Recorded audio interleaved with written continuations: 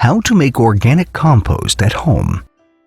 Composting is a way of breaking down food wastes in order to make compost, which is beneficial for keeping your soil healthy so that plants will grow from it. Instead of throwing away food scraps, you can include them in an organic compost pile so that they can still be used as natural fertilizers for the soil. Moreover, composting is generally beneficial for the environment because it keeps food wastes away from landfills, where they release greenhouse gases that emit harmful radiation into the atmosphere. If you want to learn how to make organic compost at home, here are the steps. 1. Determine the materials that can be included in your organic compost. Not all food wastes can go into the compost pile. Here are some examples of the common materials that you can use for your organic compost. Fruit and vegetable scraps, leaves, eggshells, garden plants and grass, garden weeds, hay or straw, pine needles, flowers, coffee grounds, chicken manure, shredded paper and newspapers, corn cobs, wood chips.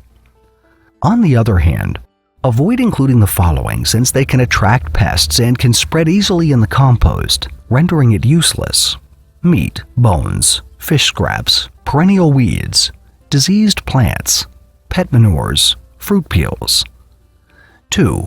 Start making your compost pile in the earth itself.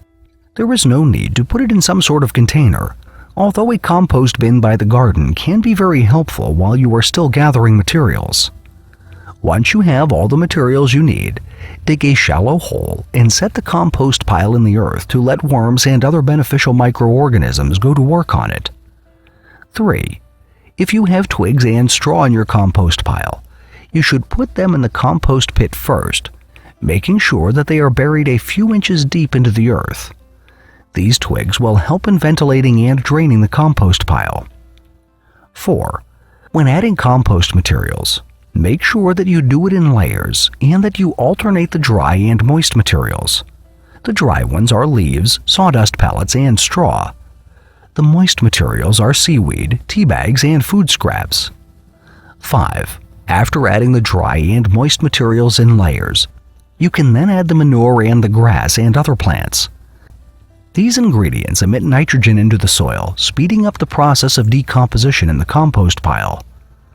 6. Always keep the compost moist. This will be no problem during the rainy season since rainwater will do the job. However, during the dry season, make sure that you water your organic compost, just like any other plant that you take care of. 7.